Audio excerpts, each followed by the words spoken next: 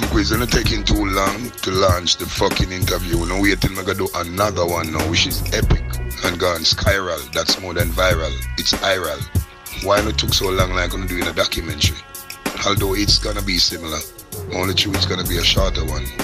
Everything Killa say is the truth and the root, so it's gonna be similar and it's gonna be different because you have different idea and you just different with your spirit. Put out the fucking shit, and right now my interviews are like hit records, hitting the billboards. Hit them right now. Kaboom! The return! The return to the media houses. I saw these fools try to get around, trying to let me down and all that. But I got an easier way to let them drown. With these guns of nav around. Stepping on the living zone against the killer on you. Me shoot them like Al Capone with guns of nav around. 2002. Take it back, 15 years, right? What has changed with Bounty Killa in the past 15 years? Well, my age has changed, most definitely, and my vision has broadened. My knowledge, experience, I would say the most, but it's typically Rodney still. It's just Rodney with more vision, more knowledge, more wiser, more stronger, seeing farther. But I'm already who I were from a boy. So I'm just more mature and more ready. But I wouldn't say I'm changed, I'm just mature and I'm grown. I don't know if the public see me different, but that's what I think. So you talk about maturity, growing up, right? Everybody knows Bounty as a serious artist, a serious man. No smiles. I mean smiles, but when, you know, when it's necessary, yeah. When it's festive and it's jolly. What do you say about and it's jovial. I laugh, I smile, I when cheer. there's girls around. Whenever it's time to smile, I smile. I always have a affordable smile. Contender, that's what Macedon said. A contender artist. Right? At the beginning. Right? Your first hit was? Well, my first major hit was Copper Shot. But my first street hit was Dub for Dub. That was the first one that Sky Juice played on the verse in the street. Then it got me in the studio where I recorded Copper Shot. So Copper Shot was the first major hit that burst out of Jamaica. Right. Dub for Dub started it on the street of Jamaica. So you recorded Dub for Dub for who? Uncle T, that's Jammy's brother. Right. That's who I was recording in first. And Sky Juice played. And Sky Juice played it. And it burst. Alright. And then did you record Copper Shot at the same time as Dub for Dub? No. Recorded after. And who was Copper Shot recorded for? Jammy's, King Jammy's. Alright. Was that directly because of his brother? Well, it wasn't directly, indirectly, because it was Uncle T who discovered my talent and got me the opportunity to get in the yard of the studio because he had to audition those days before a producer really see you. You go to the studio and there was an engineer or a music director or a producer that Jammy's has there who does the auditioning of artists. And then if you pass that person, recommendation will take you to Jammy's. So I passed the Uncle T audition on a Saturday. That was on the weekend when Jammy's brother worked. And I started to work with Jammy's brother. And then they realized that I have the street hit called Dub for Dub.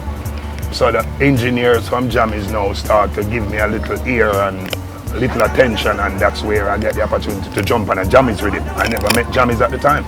It was the engineer that gave me the opportunity to record on Jammy's rhythm. And the engineer?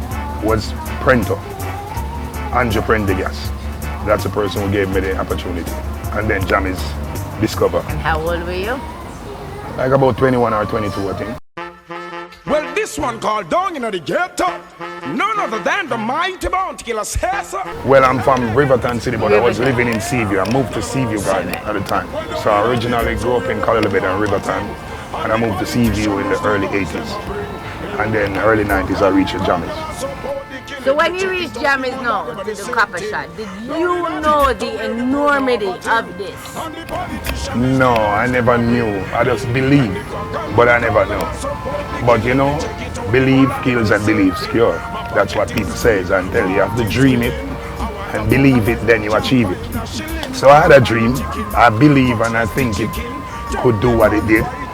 And then it was for my life experience. I got shot at age 16. That's how the song Kappa Shot came in my head. When I got shot and I have all these revenge and want to kill somebody or shot somebody and think somebody want to take my life. That's what built up all these vengeance and these people dead and kill for fun, Kappa Shot, gun to giant lodge. It bring up that gangster image in me because somebody want to bring out gangsterism on me. So the song was, from a man back him gun you have to run. No wait till him bust a shot you a run. From a man back him gun and you not feel one. Pick up your foot in a your hands flirt and run. Kappa Shot. Then I recorded Kappa Shot before I reached the Jammies. Kappa Shot was pre-recorded and released. It was recorded like 1990 for a man called Mikey Cruz, who used to work with Island Records. That's how I met Jazzwan. Okay, I was going to ask you about Jazzwan. That's how I met Jazzwan. Right. So I was like in the street as a little artist with no recording, going from studio to studio, from Jammies to Trackstar to Black Scorpio to Lego Downtown to Arrows to Gussie Clark to Penthouse, leave Seaview Garden, just all over the street, lurks in that studios. That's how artists used to do it. Oh God, guns out, me I tell you bad boy, don't pet and powder, original bounty killer, all informer for dead. Be at studios, you never know when the moment will arise. So I was the studio lurking until in Seaview Garden now, we always have some little competition. That's how we polish our talents, compete with each other.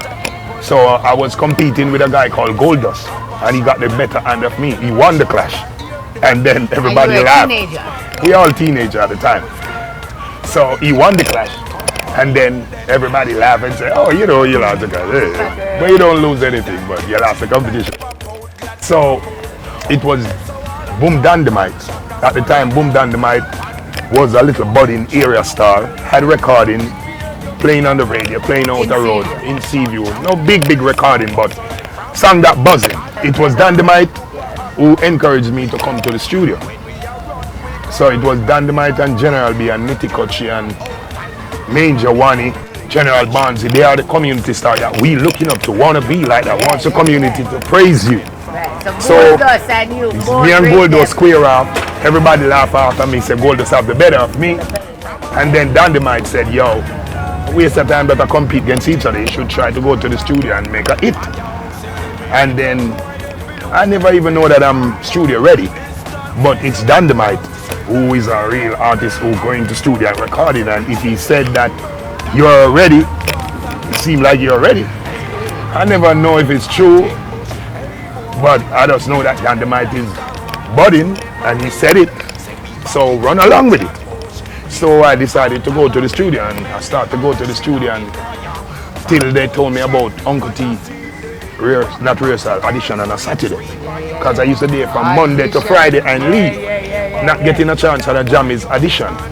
So they told me about his brother, Uncle T, who works on a Saturday.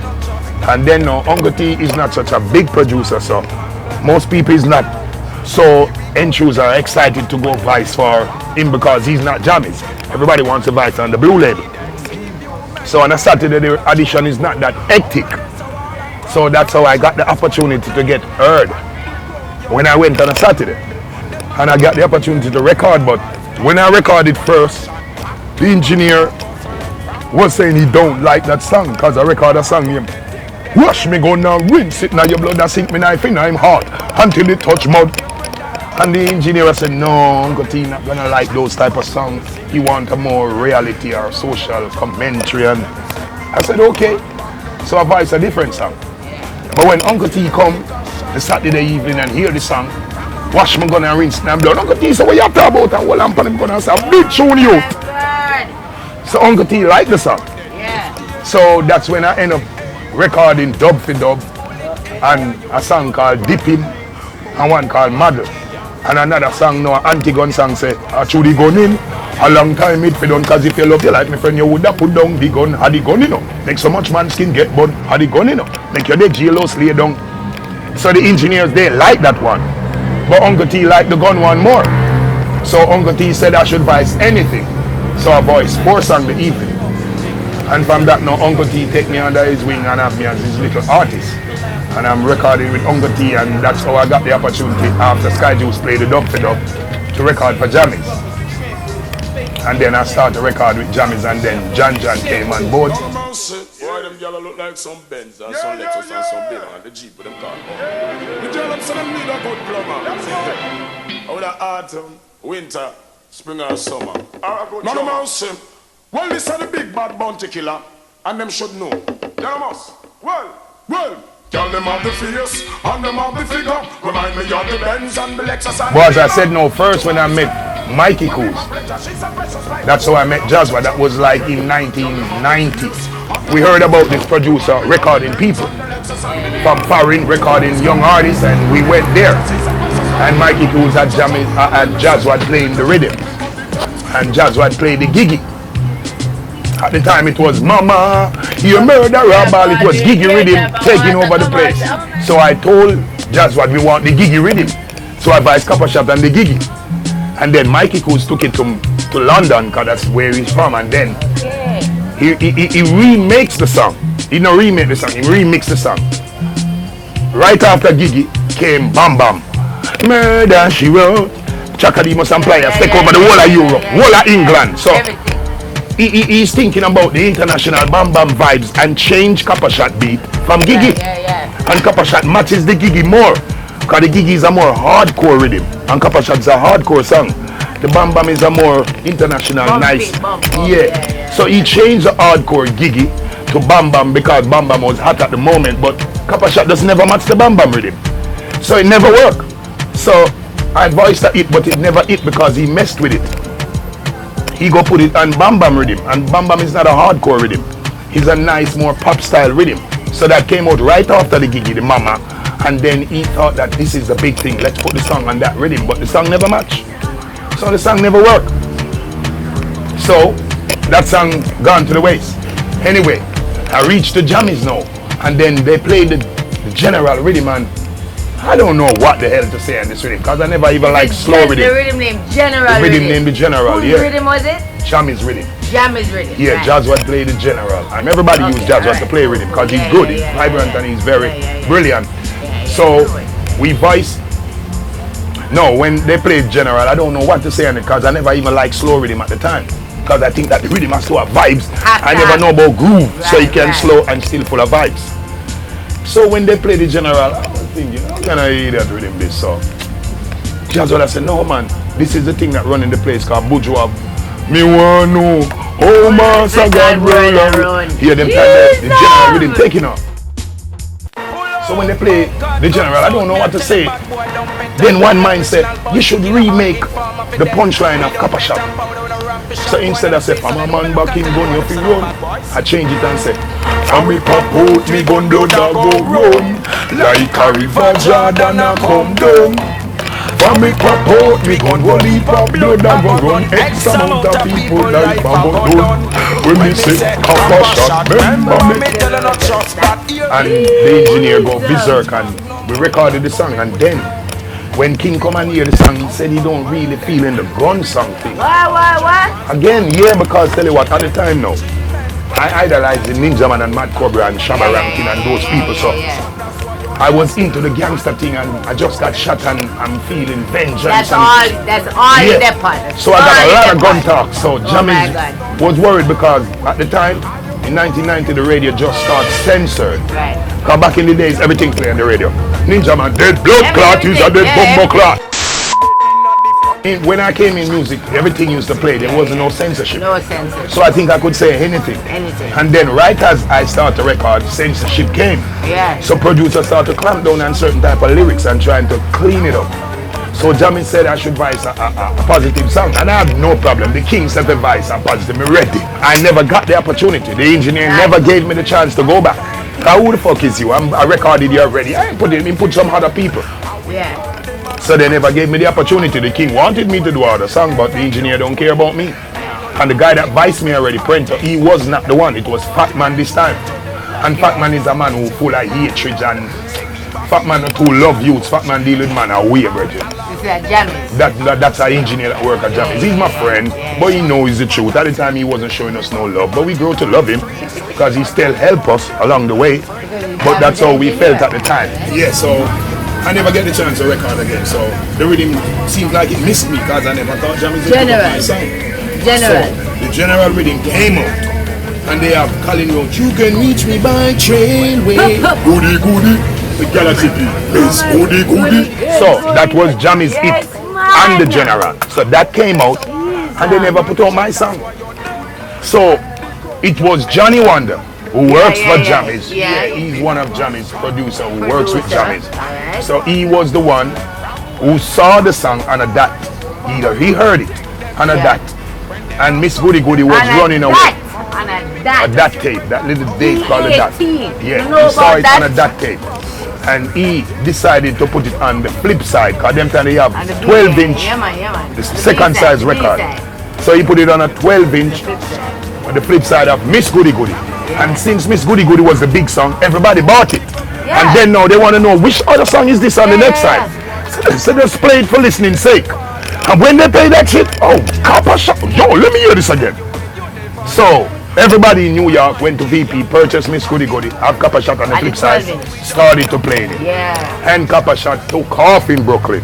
Yo, that's how stars take off. So that's what Johnny Wonder called and say, yo, King Copper Shot and Miss Goody Goody take off. And King have no problem with it anymore. The song take off in New York. It's okay with Gun Talk now, you just release it. And Johnny Wonder released it. And that's how Copper Shot came out. It was Johnny Wonder's idea to release Copper Shot. Jammies released it on 7-inch in Jamaica after Johnny Wonder put it out on the 12. 7-inch is 45. Yes, so it come out on a 12-inch first in New York. Then Jammies got the news that it took off. And that's how Copper Shot was released worldwide. And from that, he never told me what to vice anymore. He just allowed me to vice. So I started to vice the Jammies after that. So after Copper Shot, you said, all right, did you say, okay, this work, I'm going to continue with this vibe, or you just that was my vibe. That was your vibe. That was you. I just got shot. That was you. And I'm coming from seeing Riverton Garden, where it's rampant around me. It's gangster life, gangsterism. That's what I saw. That's what the environment taught me. So that was my vibe. So after Copper Shot, no, Bounty Killer. Because they spell it with an I. No, but Bounty Hunter, it was when Dub Fed Up came out. Okay. Copper Shot was the real record that came out with the Bounty Killer. Bounty Hunter, and then you have this other guy who used to be Bounty Hunter as well, and he felt like he had songs came out before me. So he felt like I was taking his name. Of course he was. And then it wasn't my name or his name, it's a movie character. Anybody could have called himself that. But because he had recording released first, I gave him the edge. Because he came out first. So it's not originally his, but he used it first. So you got to give him some props. So I decided I'm not going to be no hunter no more. I'm going to be the killing. You did hunt it out of the killing for less than a shilling. I'm willing. I'm all in.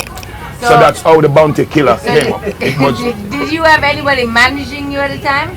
No, I never had manager. At them time, young artists never had manager. You had nobody around you but your friends. It was just me and Dandemite and then Nicky Kochi. Road manager. We had no road manager, nothing named management. We don't know what name that. Alright, so Copper Shot come out. Jammies love it. You start recording for Jammies now. Yeah. What's the next hit after Copper Shot? Everything was a hit after Copper Shot. Was Down in the Ghetto. The next hit was Down in the Ghetto. Down in the Ghetto with the youth and everything. So you talk about, specifically you talk about where you come from, you talk about Riverside, you talk about CJ, you talk about everywhere. Because that's exactly where we live in. Down in the Ghetto where the poor have nothing. And the politician is the gun him a bring. And the crack and the coke and support the killing. Check it out, the whole of them are the same thing. So it was just Copper Shot, struggle, poverty, pain, anger, vengeance. That's all the Ghetto. And that was Jammies. So it was Jammies. Okay, and you were in your early 20s. Yeah. And that was the early 90s. Murderation! People have lost without a cause. We don't make with no art. Murderation! First thing was 93 with Beenie. You and him? Yeah, but it wasn't a clash. We just ended up clashing. Because at the time we was two young budding artists And then we had the Stone Love anniversary, like weeks before. Right. In Portmore, where we had a SKYRAL. And then now, that's what built up the momentum that leads to the clash. So me and Beenie square off that here, and that's how we really propel ourselves. So you were booked. Beenie Man was booked. Booked to work separate. December 26, 1993. What was your biggest song at the time?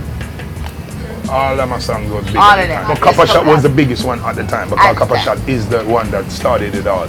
But by 93, because Copper Shot came out like August 92. And then the end of 92, it became a big song. And then it started of 93, I'm all over with all type of hits. Copper Shot, Lodge, we have Riding Through the Desert, we have Spy for Die, we have Dead Your Mama Ball, Bad Man Name Your Call. So we have like at least half dozen strong hits. Big. So we was known island-wide by then. I'm not trying to get into anybody else's career, right? But Beenie Man at the time, his biggest song? Mama, your son, him a go die. Man, a bad man, wicked man, not take none for die. Right. That was made after. A man, a guy aspired that for die. That's why me and Beenie got into conflict, because he like barber down one of my songs and makes a hit. And then acting like it's me, follow him to make a hit. Instead of just know, so okay, you pirate my style or you pattern my style. Admit that. But because he was a veteran in the game ahead of me, he trying to make people think that it's he found this new style and this little guy just come following him. And that angers me. So that was all I had against Beenie. He was a veteran, pinching my style and acting like it's yours. Show some props. Yeah, but everybody knows that, but I'm just saying that's what caused me and Beenie to go at it. It wasn't anything really personal. It was just a musical. So the clash between Beenie and Bounty at Sting 1993, that started the whole Beenie Man Bounty Killer thing. That's not what started it. It started at the Stone Love anniversary, but that's what triggered it. November. That's what propels it to the world. Everybody knows of it after Sting. Okay, so how many years do you think that continued for? I don't know, it lasts for some time. It stops and stops. Most of the 90s artists I rate them, because those are the artists who I was listening to before I got the burst. So most of all, it would be Shabba Rankin, Ninja Man, Buju Banton, Spragga Benz, Toro Fabulous, Cutty Rankin. That's about it. Cutty Rankin? Yeah, from the 90s. Bullet, bullet, bullet. Warlord, the 5-star diamond general, I don't look good. You know Yo! So we talk about artists who you rate from them time there. I saw something on social media the other day, say, yo, I don't know. So talk to me now about artists now. Artists know, like what about them? Well, you call I don't know your name, or you type I don't know. Yeah, that was just an issue that was on the weekend. It was I don't know who performed at the Pepsi concert, and I saw the ER and I saw the comments, and I like the whole vibe, because I don't know has been one of talented artists for years now, and I don't know if it's him never burst out his shell or the people just wasn't giving him the attention or the respect he deserved. And everybody know I rate I don't know. He was a part of our alliance, and he formed his own thing, and we still link like that. So to see I don't know getting that respect that he deserved from years ago, it was overwhelmed. I like it, so I had to make a comment. I showed you a picture the other day. No, with Vybz Kartel and my father. Yeah, man. Early April 2003. I took a picture of you performing on stage with Kartel, whose Up to the Time album was at the time just like Running Road, and Mavado you brought on stage. I think it was his first performance uptown. It was at K Manas, but it was his first performance like in that. At the Diesel concert, they said? Diesel! Yes, alright. Was that, am I right? That was his first like stage performance. Yeah, that was his first stage performance. Alright, so I showed you that picture, right? When you see that picture, I mean, what was the reaction? Could I say, is it two sons? Yeah, it's my two musical sons. Despite. That's how it is. Alright, so you said despite. Mavado keep the link? Yeah. Yeah? Yeah, we'll link every now and then, see me. When you have the time. Before Kartel gets incarcerated. No, for me and Kartel, as our indifferences, we haven't spoken, but we're still good. He say good thing about me, I say good things about him. What we had is what we had, and it stops there. It's not something that we live. We had a little brawl and it goes to an extent and it stopped. And we never try to reignite it or feel like we want to live it. So what we had is what we had. And from this day, I'm good. First thing, he's in prison today. I couldn't hold something against a man that happened out here in prison.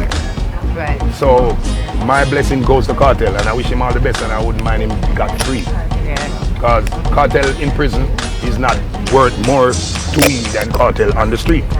A Kartel in prison has nothing positive to offer the society. So we don't want to see none of our brother in prison. You understand? We don't know what went down, if he's guilty or not. They said he's guilty, but there's so much discrepancy to his case.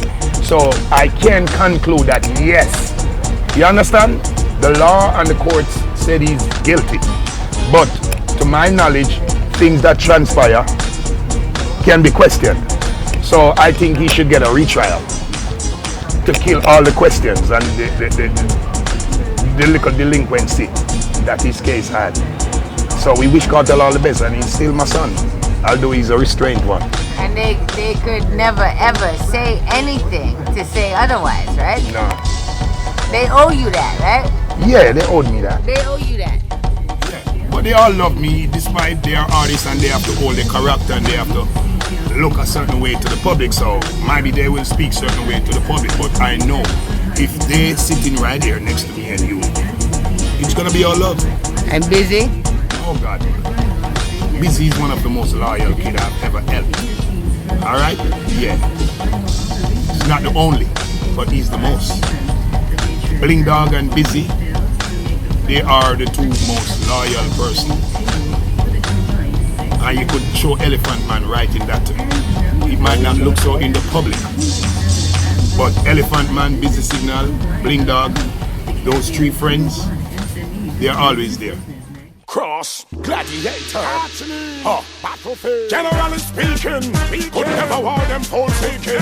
Give which Warlord the 5-star general. You've done so much. You have so much plaques on the wall, right? Is there anything that you haven't done yet that you want to do? I think I did it all. What would I want to do that I haven't done yet in music? I can't think of anything that I want to do. I would want to reach more people. I'm not worried about record sale or a Grammy. I just worried about people's attention and people's mind. That's what I want to reach. Because a lot of people sold a lot of records and got Grammy and they don't reach the people's mind. Because people don't care about them today. It's not every artist who won a Grammy, you remember him. You understand? Even artists who have won it, you remember them more than some artists who got 4 or 5 Grammy years ago. So the record sale and the Grammy does not make it an artist with impact. You just make your artist with sales. But the real artist is the one who impacts the minds and the lives of people. So the only thing I haven't done yet is go to Africa. Really? I've never been to Africa. That's the only thing I can think about right now that I haven't done that I need to do. And I'm gonna go there soon next year. Yeah. It's in the making. Listen out, I'll be in Africa very soon. That's the only thing I need to do right now. Get to Africa and spread the culture. Were you interested in doing that 15 years ago? All my life I want to go to Africa. Who doesn't? We always think about the motherland and we want to connect with our people and we sing about, if you listen to my music, I sing about repatriation, you know. Yeah. You know, this generation don't even sing about that. They felt like, oh, this is our place and we're so comfortable around here. No, Africa is our rightful place. This is one of our places that they gave us, but Africa is for us. So, I just can't live and die and never been to Africa. That's not going to be fair for me and my career. Wow, that deep, you know? Yeah, because you know Jamaica and Africa, Ethiopia have that bun, Yeah. that Rasta red, gold and green, Jamaica, weed smoking culture. That's a place. If it's not Jamaica, where it gotta be? Africa. And then America took my visa, so should I think about America? Nah. Africa would never cancel my visa. So if it's not Jamaica for me, it's fucking Africa. I love America, but America doesn't love me the same. So what can I say? How I see your career, like in a nutshell. Yeah. Obviously, if we're gonna get into the depths of it, we can go for hours and hours, right? True. But you're bounty killer. You know what I mean? I am the one. Nobody else is bounty killer. Nobody else holds that sash of #1. You get along with Sizzler? Yeah, man. Alright. It's like Sizzler, right? Kalanja, my brother. Alright, good.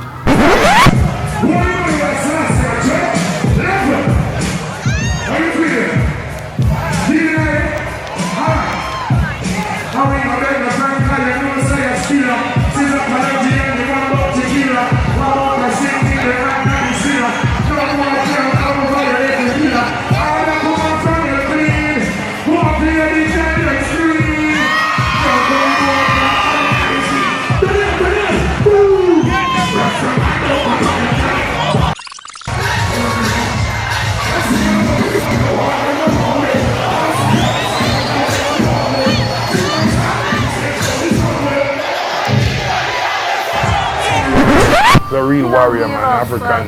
Who want him African there and blood. who don't want him there. Him just do it. You gotta do what you gotta do. He just You does gotta it. be yourself. There is no bowing. No, conform There and is no reform. conforming. Warlord do what him have to do and what him want to do. No, but there must be something about me, because tell you what, I haven't done anything. I run afoul of the law a few times previously, but I've been acquitted from all the cases. And currently I'm not holding a police record. The only reason America denied my visa, I got caught with a spliff less than 5 grams from 1997. Really? From 1997, 20 years ago. And today, weed is legalized in a few states in the America. So, one spliff is not that critical. Yeah. And people has tremendous, crazy records that traveling today.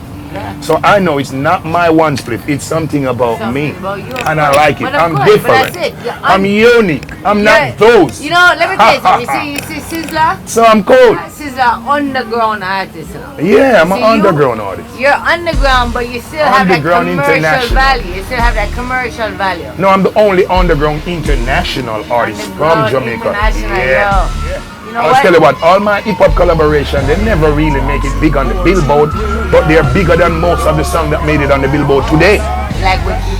Like the hip hopper with the Fugees, the It's a Party, the Mob D. If you're going anywhere in New York and drop that shit right now in Washington, in Philly, Miami, most of the ones that run away on the Billboard, they can't get a forward like those now. Born as a sufferer, grew up as a sufferer, struggle as a sufferer, make it as a sufferer, fight as a sufferer, survive as a sufferer. Will Bounty Killer ever retire? Well, retirement is not something that you really should plan, because that's why some people retire and come back out of retirement. Retirement should be a time and a place in your life where you feel like, okay, this is it, but I don't want to plan it like, yo, when I'm 50, I'm going to retire, and then when I'm 50, I just feel like I want to fire. So I don't want to plan my retirement, but I think about it. Because you got to retire sometime. You can't just work like a slave. So I know retirement has to come, but I don't really plan it. And I have no intention when it's going to be. But when that time comes, I think I will have to retire. I don't really want to have nothing to do with music even in retirement. But maybe you're not going to tour as much, or you're not going to be on the forefront. But I want to do something with music even in retirement. Either guiding artists, or producing, or promoting concerts. I just can't live without music. So like how Mayweather said, in retire.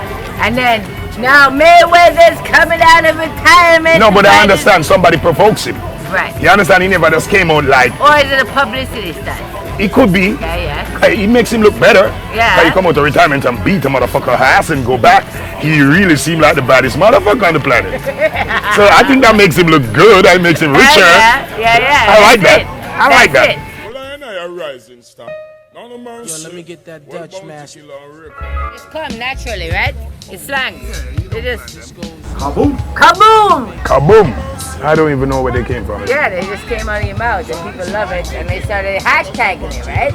My first song was, me look, me say. People dead. And then I said, none of mercy, and everybody think I said Lord of mercy, but it's none of mercy, none of mercy, because I sing a song named We None of Mercy. That's why the song come None of Mercy, because they are saying Lord of mercy, but I'm saying me not no mercy. Maybe that like Cersei. Maybe that like Cersei. And on my Timberlands, remember you wrote, hey yo, yellow. That just forward all your mouth, right? Say yeah. Ow! All these things. That's my favorite. Cross that's angry miserable. Cross. Connect. Everything, yo. Oh, you're the best. The return. The return to the media houses. So you were there in 2002. RETV, can search at 5-star, which turned out to be that was you and Macedon. That was the biggest drop ever. No, that is the calendar drop for Ari until this day. Yeah, and it was Macedon who made me say that shit, because he found me everywhere. I'm up in a tree, this motherfucker found me. So when you see Quizz and Macedon in the streets, what do you think? It's exceptional. It does bring back a lot of memory. And then now you people was like the evolution of cable TV. Alright, because that's when cable really took off in Jamaica. And especially the street shows. And then nothing never come back like Ari. Ari goes all over the country. Negril, Portland, Westmoreland, Mobile, Clarendon, yo, name it, man. Let's go look at the Ari clippings. Man, you're confused. Ari 2002 and Ari 2000. No, man. What we all talking about Ari 2002? Macedon and Quizz. We're not talking about Ari today. Who's on Ari today? I don't know. Ari today is TVJ. Yes, sir. So you're talking about REJ? Are you talking about RETV? You're talking about RETVJ? Or are you talking about RETV? Which one are you talking about? Ready? Yes, sir. Kaboom! Street life! Not a sweet life, but it's a neat life. You know it's Warlord, QMDON. Hey yo, yellow! Quizz and Macedon. The world will see you! Entertainment. No gossip we got to gear. Cross. Fun a rebel. You know it's Warlord, QMDON. Quizz and Macedon. The world will see you! Where that seal? You love the world of you.